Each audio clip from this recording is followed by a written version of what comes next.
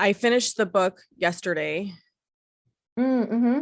and I'm really glad. Did you read it all the way through or no? I did read it all the way through. Yeah. I cheated and I did audiobook. Same. Oh, can we talk about how the reader, I'm like, are you doing an Amy Poehler impression when you do Right? mom? I totally thought she sounded like Amy Poehler as the mom Like also. just like, all right, sweetie. I'm like, okay, you're just doing Amy Poehler now. Like, let's just call it what it is.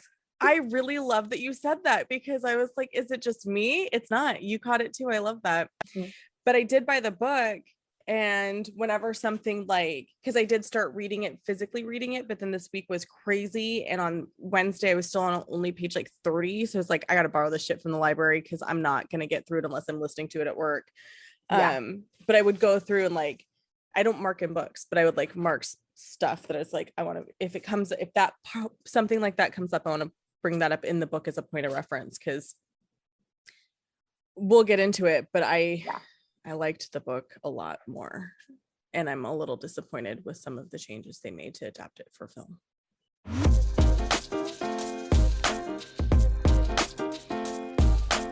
Welcome to Jelly Pop's Book Club, where we read book-to-screen adaptations and compare them to their screen counterparts.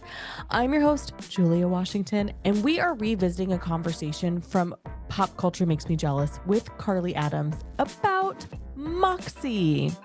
We recorded this episode in September of 2021. This is one of my favorite conversations to this day. So a little bit about the author of Moxie. Jennifer Mathieu is a writer and English teacher originally from New England, but now lives in Texas. At the time of this recording, she has published 6 books with a 7th expected later this year, 2023. The summary from the Macmillan website of the book is this. Vivian Carter is fed up with an administration at her high school that thinks the football team can do no wrong, fed up with the sexist dress codes, hallway harassment, and gross comments from guys during class. But most of all, Viv Carter is fed up with always following the rules. Viv's mom, it was a tough as nails punk rock riot girl in the 90s. And now Viv takes a page from her mother's past and creates a feminist zine that she distributes anonymously to her classmates. She's just blowing off steam, but other girls respond. As Viv forges friendships with other young women across the divides of cliques and popularity rankings, she realizes what she has started is nothing short of a girl revolution. Moxie is a book about high school life that will make you want to riot. And that's from Macmillan website. We have a summary of the movie that is coming in the recording from our sister show. I also want to add, this is an edited down version. So if you follow both shows, we did take out the parts that were very movie specific and movie specific only and left in the pieces that did touch on the book and the screen adaptation. And now, here we go to the show.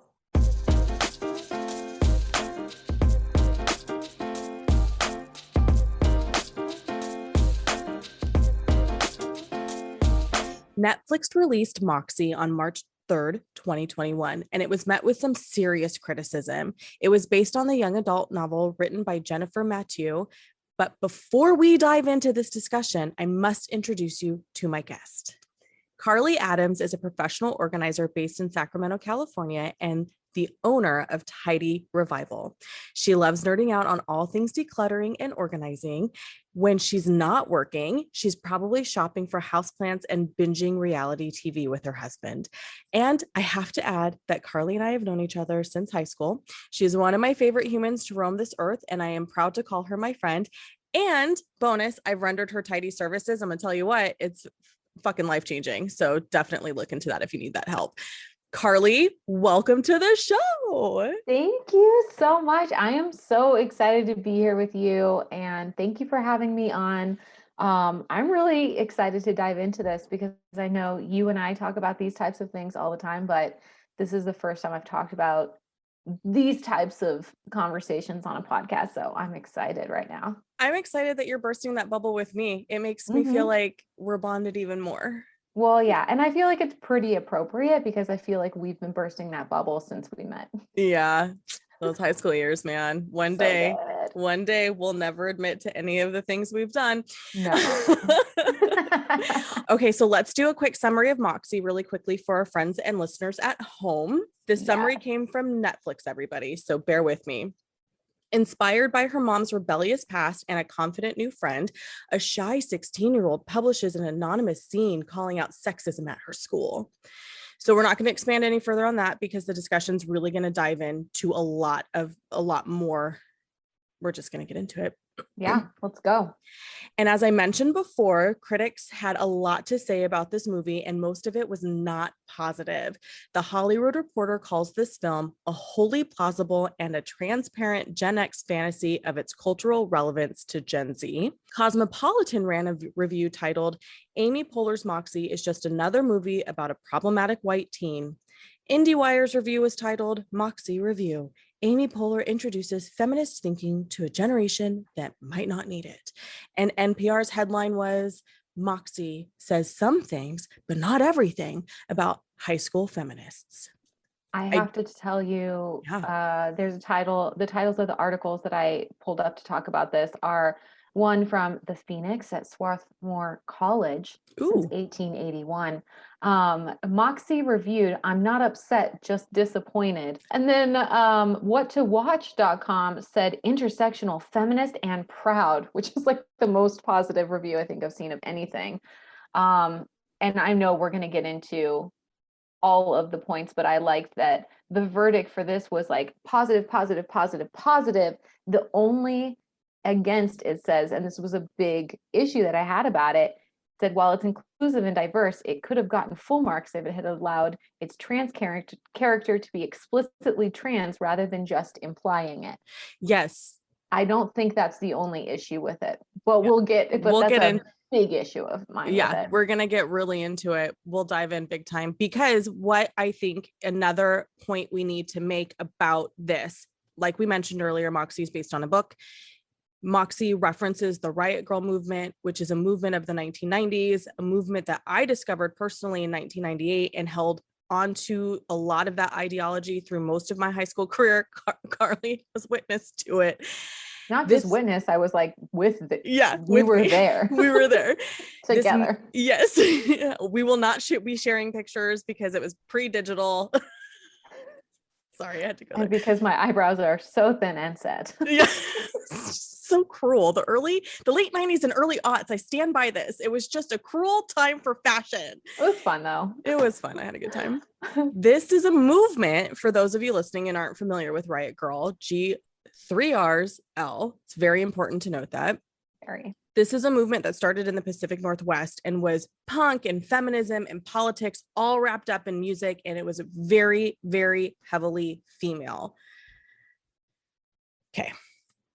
In the Cosmo review I referenced earlier, Mia Brabham, I think is how you pronounce her last name, writes, in the process of exploring what a feminist awakening looks like for a white teenager, Vivian's classmate Lucy, who is Afro-Latina, is both exploited and ignored by teachers, by peers, and most importantly, by Vivian. Vivian doesn't speak up when Lucy is interrupted by a white male peer after questioning the diversity of the syllabus, and Vivian hangs her head low when she is the only one who witnesses the same white male spit in Lucy's drink after she denies his sexual advances. Vivian even goes so far as to approach Lucy one-on-one in the hallway and tells her to ignore this behavior. That is, until they become best of friends after Lucy tells Vivian she won't ignore chauvinistic comments and behavior, inspiring feminist ideas in Vivian. Moxie, just another problematic white girl trying to make Gen X cultural phenomenon relevant in today's world? So I didn't really think that it was like Gen X trying to be relevant today. And that wasn't like any sort of issue I had with it. And I didn't actually pick that up until I started researching, and I was like, what? Because I guess I don't equate Riot Grrrl with Gen X, even though I should. Yeah, I totally see what you're saying. And I just think that there's a lot of amazing things about that movement that still apply today. So I don't really think that it's like, oh, and we're trying to like force this on you, you know. let's not like, it doesn't feel like Woodstock in the 90s. Do you know Oh what I my mean? gosh, Like this we like don't have that weird kind of time. revival. Yeah. Yeah. But okay, so there's something about the Riot Girl movement that they talk about briefly in the book and briefly in the movie, and that is that it wasn't intersectional enough. It Right. could have been a lot better, probably because it took place in the Pacific Northwest, where it is an overwhelmingly white area. Mm-hmm. And I know you and I talked about this offline. I found it very interesting that the book takes place along the Gulf in Texas. Texas. Yeah, but her mom's, her misspent youth years were Mm-hmm. in like the Portland area, and she was in Washington too. But then in the book, her father dies and she needs to like move back to her hometown and be near her parents so that she has support. But the whole movie takes place in a small town in Texas.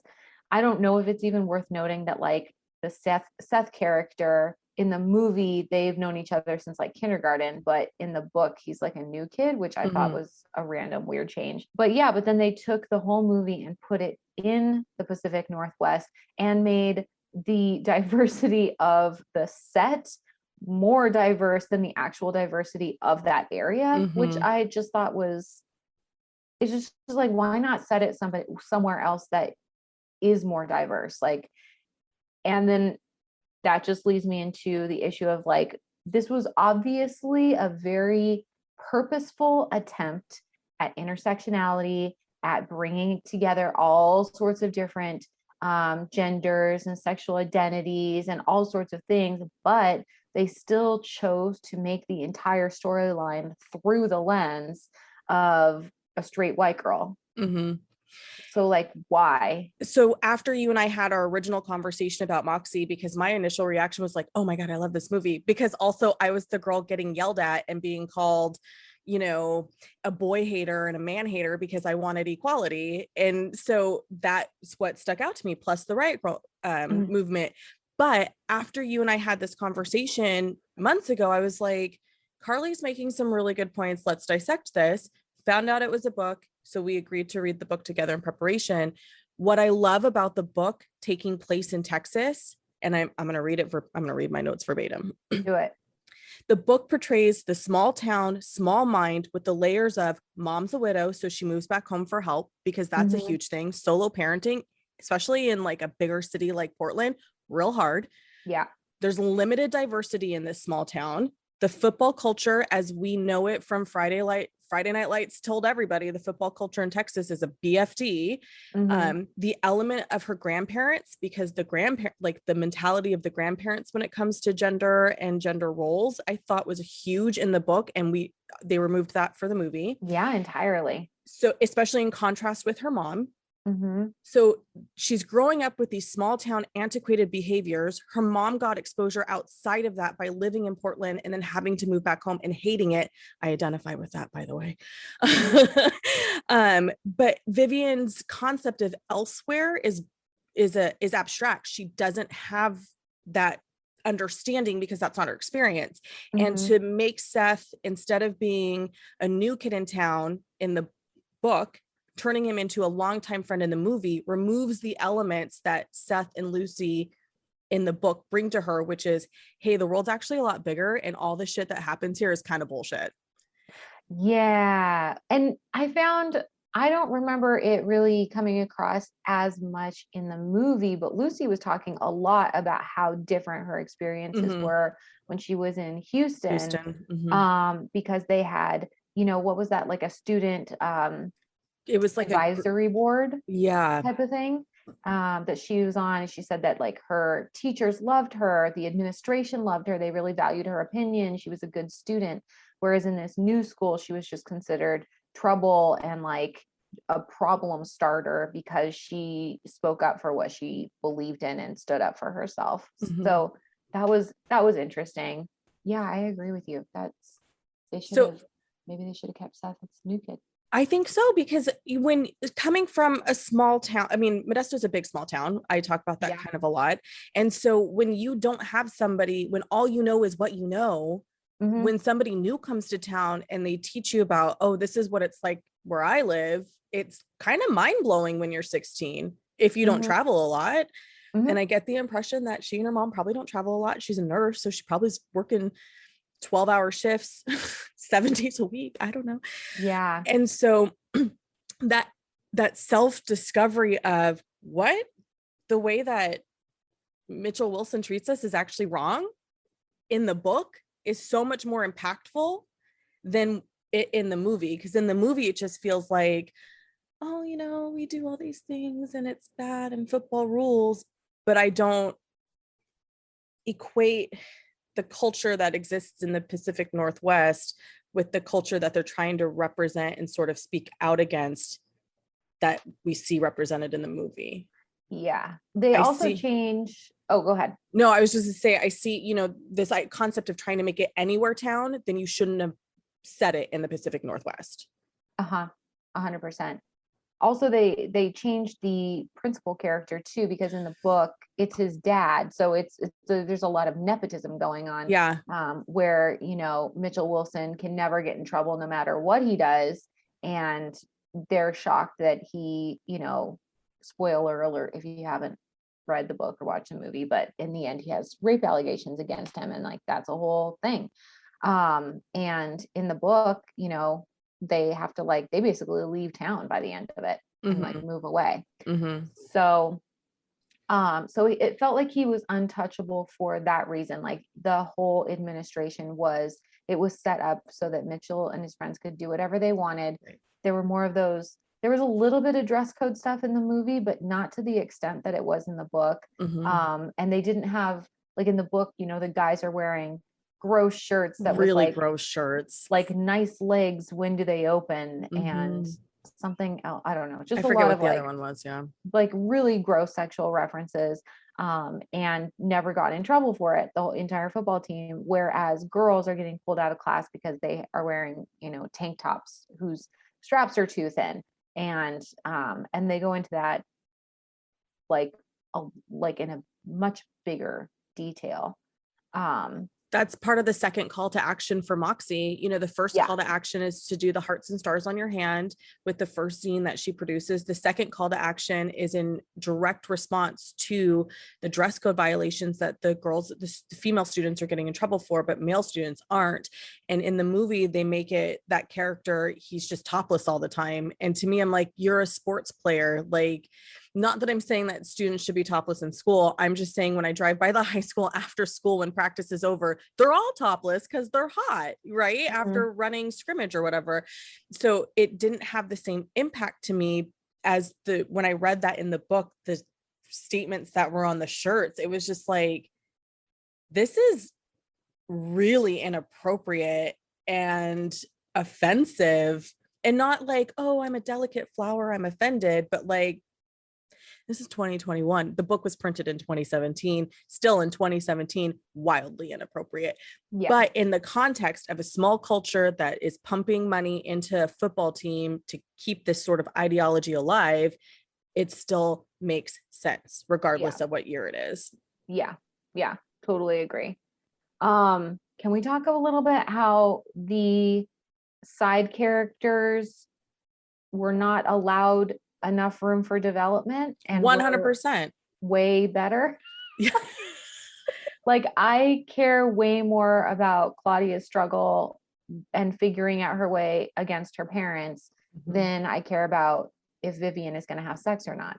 And like that seemed to be like a huge thing, especially in the movie. She's like, and I might have sex. It's like, okay, like there's some other bigger fish to fry that you're really part of right now. And I get that that's part of it, but like, your friends might be expelled and you're kind of letting them take the fall for things. But. Yes. Like, where's the ownership? So in the book, she establishes Moxie, but then doesn't take the leadership role. She leaves it open for it to be led by the group, by whomever is compelled to speak out against the injustice that's happening to the female students publicly.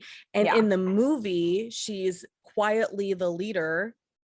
And that's part of the whole premise of the essay, writing the essay for colleges, Mm. applications. That to me was just like, why did you throw that in there? Because they made that a thing, right? Like when Lucy potentially could be the one who gets to claim that she, or not Lucy, Claudia. when Claudia could potentially be the one who claims that she started Moxie in her essay, college essay, and then like, you know, Vivian kind of bristles at that thought because, you know, she started Moxie. That's not the tone in the book. Vivian's constantly stating in the book, this isn't mine, this is ours.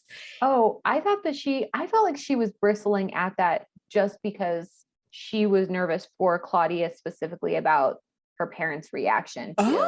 Oh, okay. I took it a different way. Yeah, I took it as, like she's going to be fine, like her parents will get over it. She's going to have a great college essay. I took it as like, don't tell, like, you just got here, Lucy, you don't know how her Yeah. parents are. I know how her parents are. But the thing is that kind of doesn't even match it up either because, when she like goes to see Claudia and see how she is, Claudia is like, no, I'm not okay. And you don't get it. And it's like, wait, what do you mean I don't get it? So it's almost like she's like, you don't know because I do, because I know Claudia. Wait, I don't. What's happening? And I was like, it felt like a really big moment that Claudia was trying to finally tell her friend, who she's been friends with since they were like babies, Mm-hmm. and explain to her how her life is different because she's not white and she has immigrant parents and she has different expectations at home than, Vivian does. And it was really interesting because it's like, it felt like that was a very big moment for Claudia to try and explain that. And Vivian's like, oh, okay. And then it's like, that's it.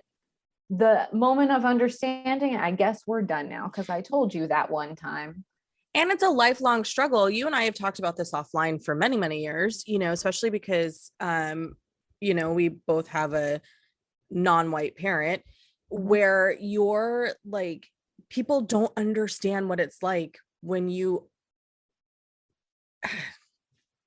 I'm going to lead with biracial, but other things too. Like in the instance of Claudia, the expectations, everything that you outlined, for her and Vivian to be friends for as long as they have, it makes sense to me for Vivian to still not fully understand Claudia's struggles. Because I feel like, I can't speak for you. I'm only going to speak for me. Because I feel like I'm always in that situation. Friends for a decade, and I still can't fully help them understand what it's like to be in my shoes, and sometimes don't want to broach those conversations unless something happens. Then it's like, well, shit, now we have to talk about it. Now I have to tell you why I'm upset. Now I have to tell you why this is problematic. Yeah. But so that was my issue. It's just, it's your very, very best friend. This is the first time this has ever come up in your friendship. I found that slightly hard to believe. Okay.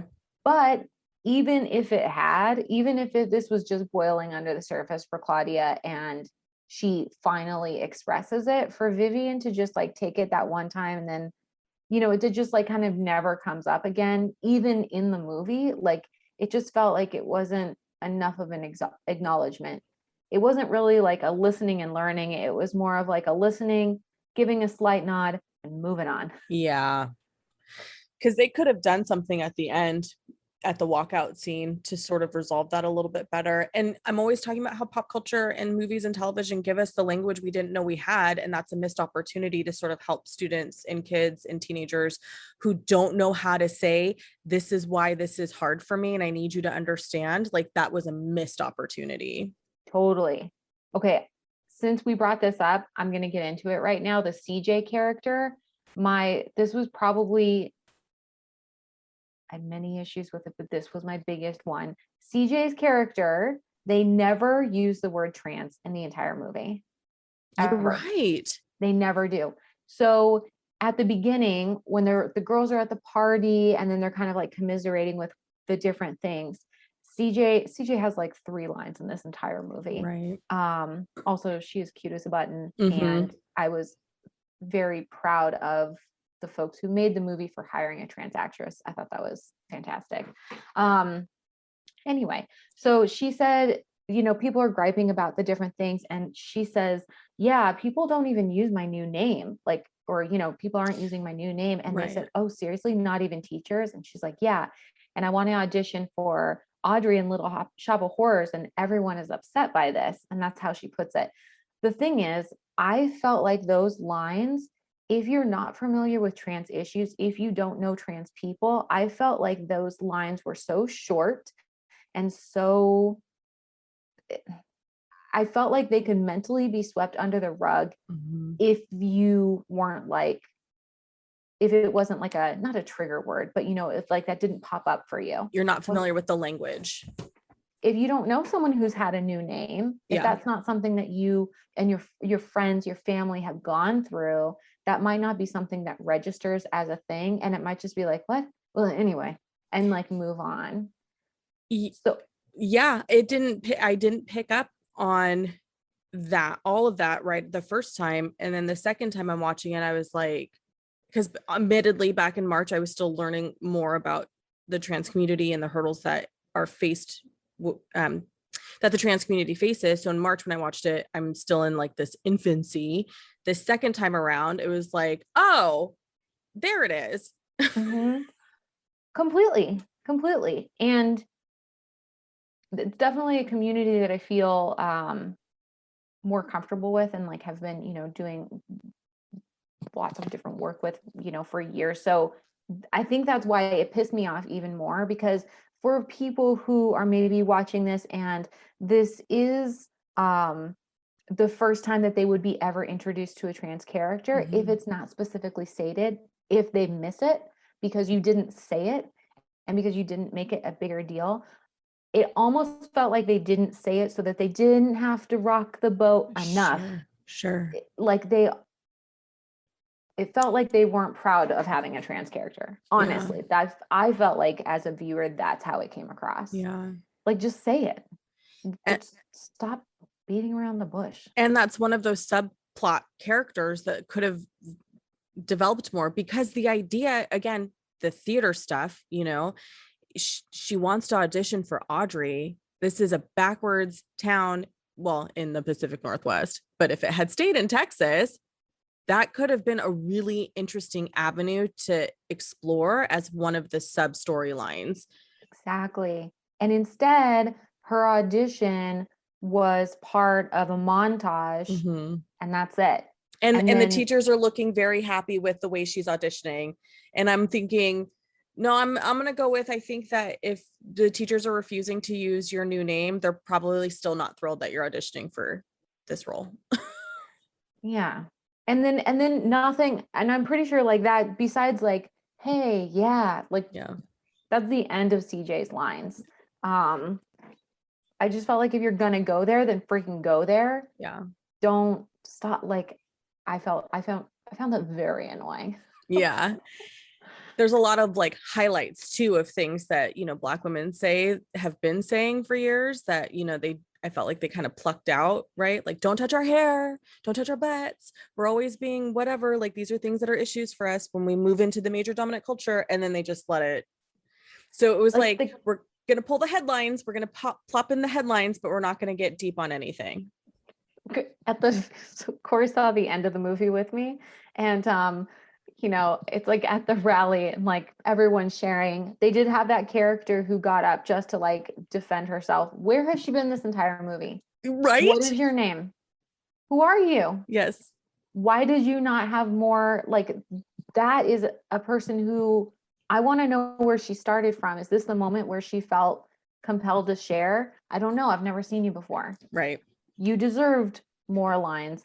Chances are you probably had them and they were cut. Yeah. But yeah, Vivian's face at the end, like Corey and I were just laughing, like she was kind of like, I did this. Everything's fixed now. Now we're good. Don't worry, guys. I saved it. Racism's over. So is homophobia. You're welcome. I saved everything. You're welcome. Oh, gosh. That's a really good segue to move into our next topic. Early on in the book, there is a reference to this band, Heavens to Betsy, which is the band Corinne Tucker left Sleater Kinney for. Bikini Kill's song Rebel Girl is a large part of the backbone of the book and is referenced a few times in the movie. The Riot Girl scene was very much white, and Amy Poehler's character acknowledges its lack of intersectionality briefly in the film. Moxie has been accused of tokenism and the white savior trope. In the earlier referenced review by NPR, writer Linda Holmes had this to say: Moxie also tries to tell the story about feminism more broadly. Poehler plays Vivian's mom, Lisa, as a one-time 90s riot girl who knows that her own feminism wasn't intersectional enough. The film answers this to a degree with the fact that the Moxie Club is a lot more inclusive than Lisa's circles sound like they were. It includes students of color and a girl who is in a wheelchair, though her role is very small, and a girl who's transgender, played briefly but memorably by the wonderful Josie Tota. And I apologize if I pronounced the last name wrong. I have not actually heard any interviews where she's been introduced, so I'm not familiar with how to pronounce her last name. The feminist movement is predominantly white since its inception, and only recently has this openly been discussed without bristle and discomfort, though these things still happen in certain groups. Holmes states this film answers this to a degree, so I have to call this into question. Let's talk about, we've briefly already talked about representation and its attempts to address feminism, but let's get into it more. To your point about Vivian's face at the end, like, I did this is mine, I'm so good. To me, it felt like they were like, oh, this is a book about white people in Texas with reference to Lucy Hernandez. That's her actual name in the book as well. Seth's last name in the book is Acosta, and we learn his parents, Zoe and Alejandro. So I'm thinking maybe Seth is biracial based on that. Zoe's kind of one of those names that could be in any group. And so it felt like they just sort of like plucked characters from the book and were like, okay, that one's going to be Black. That one's going to be in a wheelchair. That one should be trans. It didn't feel like there was consideration for the actual intersectionality. And they were just like, let's have diversity for diversity's sake. Yeah. Also in the book, they talk about it a lot more about how as they reached like middle school, high school, that groups ended up being more segregated. Mm-hmm. And they really dig into that. And they talk about how, there's like the Latina girls who speak Spanish, the Latina girls who don't speak Spanish. There's like the Black students, there's, all these like different groups. And so, yeah, in the movie, it just felt like it was more addressed in the book, and in the movie, it was definitely more of like a casting choice for 2021 or 2020, like. Yeah, I really appreciated the scene in the book where Vivian full on admits that she and Kiara were friends up until middle school. Like that whole scene when they run into each other in the bathroom that is described in the book, I thought was really important because a lot, the accusation of the white savior, the accusation of tokenism, I feel like the book isn't that, because she is becoming self-aware of all of these little things that have happened and are continuing to happen, and she's acknowledging it, and she's thinking, well, we have to, like, I felt like she was coming at it with, what's my role in this? And that's what made Moxie not having a leader in the book so much more powerful, because she wasn't trying to save anybody. Yeah, whereas in the book, it came across as, this is for everyone. It's not just about me. Whereas in the book or in the movie, she came across more as a coward who was too afraid to do anything publicly, that she only just got pissed in private and then let other people who were POCs like take the fall and, and stand up for things publicly, because she was like too chicken shit too. Do you know what I mean? I honestly felt like if they had taken less time in the movie to explore her and Seth's relationship so much, and had taken more of that thoughtfulness into taking some of the feelings from the book and putting them in the movie instead, that it would have been better overall. I agree. Because that whole funeral scene date in the movie just doesn't make any sense to me. Like, it's cute, but like, okay, if the book's about like, that's the other thing too, like if the book's ultimately about feminism? Why is it so much about the A making out relationship. and the, am I going to have sex with this person and all of that? It just felt like it wasn't really as important as the message about bringing people together. Right. This isn't a teenage high school rom-com. Yeah. Like, what's the point here? Let's find a Mhm. point and let's dig into it. I do love the actor that played Seth. I thought that he was really, I forget his name off the top of my head. I'll have to look it up. I thought that he did a really good job at playing that role. The part that was hard for me once reading the book, knowing that he came from Austin.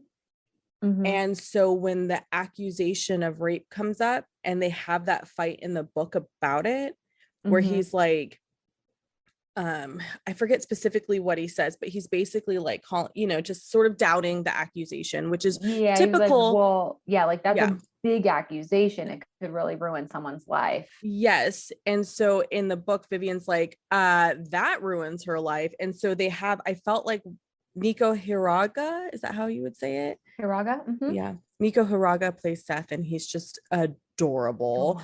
He's so cute. And just the way that he would like look at her and stuff, I was just like, you guys are adorable. But also, this isn't a rom-com, as Carly has pointed out.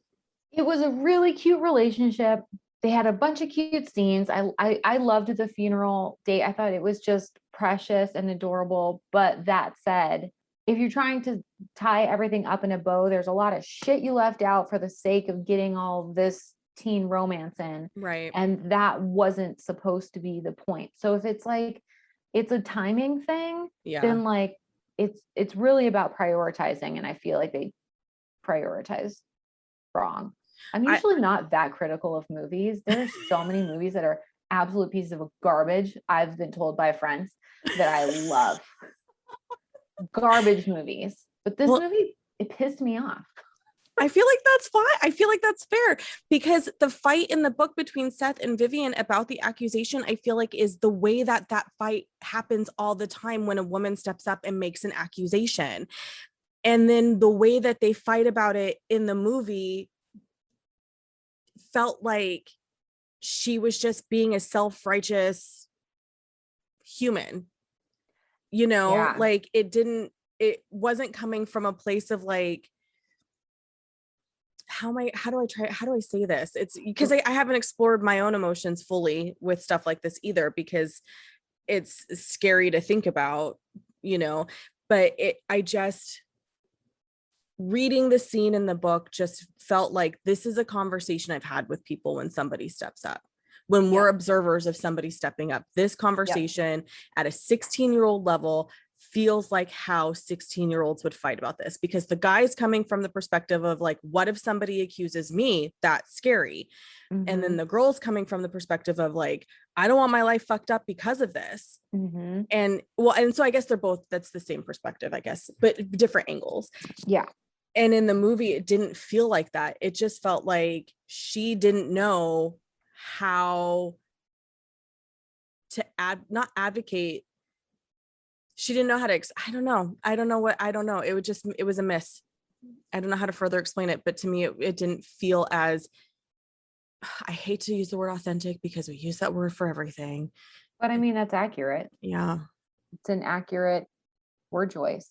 Yeah. The scene, and I'm totally blanking because there were only a few fight scenes in here, but was that the same scene where she like blew up at the dinner table with her mom's boyfriend and all that? I think that came a little after. That came across as really just like a when you're 16 and you just have so many hormones just coursing through and you don't know how to use your words, so instead you just blow up.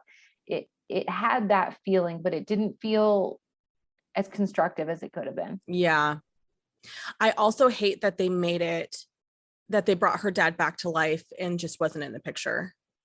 Oh yeah. And also it wasn't in the picture. And then she doesn't really reference him until kind of that moment where she's just really upset about this. And why doesn't dad want to see me at Christmas? And then he's never mentioned again. So you're like, okay, so wait, is this just like actual parental issues? Which fair enough, but why have we never heard of him till now? Why do we never hear of him again? Like, Yeah. let's just rein it in, guys. She makes an earlier reference that's really quick, and I didn't catch it the first time. I caught it the second time, where she makes a comment about her dad's wedding. And so, but it's really fast. It's really fast. And so for me, the mom being a widow, still in love with her husband, trying to navigate dating somebody in Texas was so compelling, even though it's a sub thing. Then her being, I don't know, we don't know, was she left? We don't know what the demise was. We have no idea. And then that bit about like, oh, you know, he's like, hello, Mrs. Carter. Nope, that's not my last name. Sorry, that's not my last name. I went back to my name. No. And that just felt super pretentious to me. And it did, right? Yeah. It was kind of like, nope, wrong. It's like, okay, well, why don't you just tell him your last name? Or it's not that big of a deal. You don't need to make a point about it. You don't need to be rude about it. Like, yeah, correct. Because in my life, you know, my parents are still married. Okay. And so that whole concept of a divorced parent isn't a thing for me. So when I have friends who are divorced and their moms still have the last name that they were given at birth, my friends were given at birth, it's not weird to me, because a lot of those moms, and I actually had one very specifically say to me because I was older when she got divorced, and I was like, oh, are you going to go back to your maiden name? And she said, no, my children's last name is this. My last name will stay this. Even though he did all of these terrible things to me and I would love to be rid of him, my children have this name. I will have this name. And that stuck with me. And obviously because my child has my last name. And so when I see that sort of representation of like, nope, sorry, nope, that kind of tone, it just kind of makes me feel like, I don't know, I'm not comfortable with it. There was just no need to be that rude. Yeah. There was no need for it. And on the other hand, on the other side of that, I have some friends' moms who were like, that man was awful to me. We are done. I do not need a reminder. I'm going to go back to my maiden name. Personally, I hear all these horror stories about what you have to do to change your last name. So I don't know why we bother anyway. Yeah, stop. Yeah, and I will say I don't even care that she decided to have her last name. Like, sure, have your last name, do whatever you want. It's your name, it's your decision. Just don't be rude about it. Yeah, this poor kid's being polite by she's saying just trying to meet you. Whatever. Yeah, all you have to say is like, oh, my last name's actually so and so. And it's so intimidating to meet your teenaged partner's parents for the first time. Like, that's thanks for the ice cream I bought yesterday. Yeah. Vivian made me give it to you right now. It's weird. Yeah, they're trying to be polite. It just rubbed me the wrong way, the whole thing. And I don't know if it's because I have a teenager and I'm just like, here are the things that I would like for his friends. Like, I expect them to be polite. 90% of them are, you know, but it's just like, but I'm not gonna be a dick to them. Well, if he brought someone home for you to meet, there's just no need to be rude. Yeah, amen. If this had come out 5 years ago, I probably would be immediately in your camp of like, I've got problems. But my first initial response was high school, the nostalgia. Oh my God, somebody knows who Bikini Kill is. Like, other people know who Bikini Kill is. So I was in this cloud of I don't want to call it sadness because it's not sadness, but I definitely am reliving the positive high school feelings through my kid right now that he's literally going to graduate 20 years after I graduated. So it's like an extra level of emo happening. I'm gonna have to start wearing dark eyeliner again. Do it. And get the bangs that just go right in your face. I don't think I did that. Did you do that? No, I didn't think you did. No, I missed it. I was more of the short bang, you know? I liked them short, remember? They were really cute. Because I was really pretty back then. You're really pretty always, dude. So are you. I want to talk a bit specifically about Vivian's relationship with Claudia and how Lucy affects this. So, for our friends listening, Vivian and Claudia, as we mentioned, have been friends since early primary school, if not earlier. Yeah. In the film, Claudia is of Asian descent and is struggling with Vivian's newfound assertiveness, not because she doesn't believe in feminism, but because she's 16 with strict non-white parents. And the complexities that exist for Claudia and Lucy don't exist for Vivian. So I think we should speculate a little bit on what the writers could have done to highlight this better through the relationships that exist between these three characters. Because Lucy is Afro-Latino. Claudia says that line, you don't get it because you're not white. Like, there's so many avenues that we could have really focused on. The writers could have. For me specifically, that first scene when Mitchell comes up to Lucy and it's just like, when he first sees her and it's just like really gross towards her and just mean and awful. To me, that felt racially charged. Did you feel like that scene, you're talking about in the cafeteria, right? In the classroom. When they first meet. Yeah, I felt like that was racially charged too. And there's no discussion on that beyond it. And in one of the articles, they say that like he spits in her drink because she's rejecting his sexual advances. I didn't see those as sexual advances. I saw them as creepy and racist. Same. I saw absolutely them as the same. Aggressive, dangerous, and racially motivated. Yes, same. And so this, after reading the book and then watching the movie the second time, I was like, why aren't you tying that in? Because this doesn't feel like it's because Mitchell wants to bang Lucy to be grotesque about it. It feels like he's attacking her because she's a Black woman. Yeah. That's the vibe that I was getting as well. Okay, I'm glad I'm not alone in that. No, I was really surprised to see that they wrote that. They're like, oh, she's rejecting his advances. I was like, advances? What? Like, everything he was saying seemed just like weird and creepy, and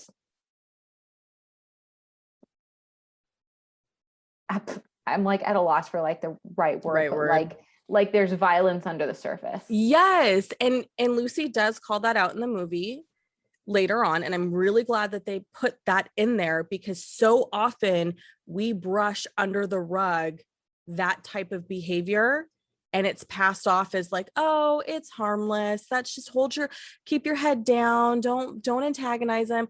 Number one, it's not my responsibility for you to control yourself around me. That's not my responsibility. Don't put that on me. That's fucked up. Two, like Lucy called it, this, if it's not already dangerous behavior, it's the start of dangerous behavior. And as we learn later on, both in the book and the movie, he is a harmful person. Yeah. And in the book, it's attempted rape. And in the movie, he rapes somebody. That's the one person who comes forward. Yeah. I did love that in the book, there was more boldness about calling out the action. Right? The flyer comes out. Nobody knows who puts out the flyer about this, calling for this walkout. Yeah. So for those of you listening, Moxie, the zine, has these calls to action for Moxie girls. And so towards the end of the book, this flyer gets circulated. It's taped to the front of the school. And it's like, hold on, I marked it. One of the things I actually like about the printed book is that they put the zine in there, just like how she would have designed it. Yeah. Oh, that's my bad for getting the audiobook. That's okay. Oh, that's cute. So the flyer in the book says, Moxie walkout this Friday at the attendance bell. I am tired of being silent. Mitchell Wilson tried to rape me at a party. I won't be quiet anymore. Principal Wilson and the administration of ERHS refuse to listen to me. If you support this walkout, you support all girls. You support a movement that refuses to tolerate violence against girls, which is part of what started the fight between Seth and Vivian. But I thought that was way more impactful than just a note in the bathroom saying this thing happened. Because it's like Moxie has given the girls of East East Ridge, Rockport. East Rockport High School, the confidence and the ability to now say, I have been harmed and I'm not standing for it anymore. And I know that I'm not going to be alone. Yes. I know that, like, I'm putting this out there because I know that I won't be alone when I do this walkout. I know you have my back, is what that's what it came across as to me. Yes. And that's huge because it's so scary to come out and say, this is what happened to me, because immediately you're going to get discredited and people are going to call into question your character and the believability and sadly the way you dress and the way you behave with other people, shit that shouldn't matter, because my actions and behaviors should not in whatever. And so it's just, it was so, when that part hit in the book, I was like, yes, girl, let's get you the help. Let's show, we're going to stand up and show up for her. But in the movie, it felt very passive and it didn't highlight the strength that Moxie truly had. Mm-hmm. Yeah. And I feel like there was more momentum too leading up to the walkout. Mm-hmm. I don't know. It felt in the book or in the movie? In the book. Mm-hmm. In the movie, it felt like the beginning was too long and then so much happened in like the last like 20 minutes. Mm-hmm. Whereas like there was way too much fluff over here. Yeah. I do think that it was a disservice to not expand more on their storylines, because it is so, that's still a narrative. Immigrant parents, a lot of the pressure, like there are 18-year-olds today still dealing with that. Like that's never gonna stop. Yeah. And the thing is, even in in the movie, you don't even really see a lot of her parents. It's just like, her going to the door and the mom being like, no, like I was like, not, yes, mom, you defend your girl. I know. And yeah, that's just, it's not a story. I think it was in the book too. Like she wasn't getting in trouble until recently, or I don't know. No, actually, I take it back. That was Lucy's grandma. Mm-hmm. That was in the book. crap. Yeah. But yeah, Lucy should have had more of a storyline in the movie. Claudia should have had more of a storyline in the movie. For a movie that wanted to desperately come across as one of the most progressive, intersectional, diverse casts you've ever seen, they really fell short of actually giving people lines and storylines. And it's like they were trying and then just fell super flat. Or maybe they were trying, but they weren't really asking the opinions of the right people. Like I'd love to see who was in that writer's room and like what outside opinions, like what other opinions were you getting? Were you just so insular? Yeah. I did read an article about, I forget who specifically, I don't know if it was Amy Poehler specifically or one of the writers had made a comment about how, they are coming from a white experience. So, that's a lot of what's happening. And when I read that, I thought that's when you call your friends who are also writers in Hollywood who aren't white to be like, can you consult? Maybe just don't just have all white writers when you're specifically trying to tell a story that includes the voices of others. Yes, I agree with you. Especially when one of our criticisms is that you're like over here and you're over here and you're over here. Like spend that time where you weren't focused, bringing in other people's storylines to a better degree and or developing your points better. Like do what you came here to do. Yeah, because I think I think the book did it beautifully for what it could do. It's giving you complexities within Vivian because she's learning so much and you're learning with her, and then you get more of Lucy in the book. I don't think Claudia was written as a person of color character in the book. That's not how it read to me. I want to say I don't remember any specific types of references, Yeah, I feel like they did once, but I can't remember if I'm remembering that she was mentioned as like, I don't know. I think she might have been white in the movie. I mean, in the book. In the book. I think. Anyway. the idea of feminism is so scary to people, which doesn't make sense to me, because in grad school, we studied feminism literary theory. And I understand this theory to be the combination of elements from psychoanalysis, Marxism, post-structuralism, and deconstruction. Yeah. To question the role of gender in the writing, interpretation, and circulation of literary texts. Like, that's the point of feminism literary theory, in my understanding from graduate school. Meaning, we look at the ways in which literature reinforces or undermines the representation of women. But in my grad school career, that really wasn't part of the conversation. Like, we didn't have much discussion about this theory and the effects of non-white women. And so to have a book that is so different in what I've read when it comes to white women trying to be woke, and it actually walks her through the process, and she's not entitled or pretentious or a savior in it. I didn't read her to be a savior in the book. It just kind of bums me out. Do I love that they talked about bikini kill? Yes. Also, do better by literary theory, feminism literary theory. Yeah.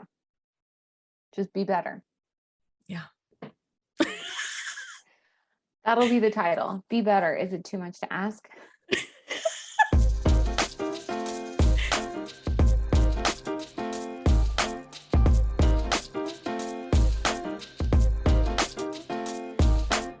The conclusion from this discussion is that the book is so much better than the movie, though the Moxie movie team really did try. Like I said, this is a replay episode edited down to remove movie-specific discussion. So if you want to listen to the full episode, you can head on over to Pop Culture Makes Me Jealous for that. In an interview I found with the author on the website Screen Queens, she reportedly had little to nothing to do with this film. She also added this, quote, "Something when I wrote Moxie that was really important to me was that I wanted readers to at least understand or get a sense that living your life as a feminist is really, to me, about liberation, like liberation and joy and living your best, truest self. And that's for boys and girls, or for anybody, right?" End quote. I linked the interview in the show notes, so if you'd like to read the full thing, you can. Carly Adams is a longtime friend, and if you want to learn more about her and the work she does when she's not on the show, you can find her at tidyrevival.com or on her Instagram or TikTok at tidyrevival. Jelly Pop's Book Club is produced, written, and edited by me, your host. If you've loved this discussion, please share it with somebody who is a bookish friend. Or you can write a review and rate us wherever you listen to your podcasts. If you want to chat about this book or movie, you can find us on Instagram at Jelly Pops Books or on TikTok at Jelly Pops Book Club. You can find me on TikTok and Instagram at The Julia Washington. And another way you can stay connected is by joining our Patreon. We have a Jelly Pops Book Club tier for $5 a month, which gets you access to our monthly live book club and bonus episodes you can't hear anywhere else.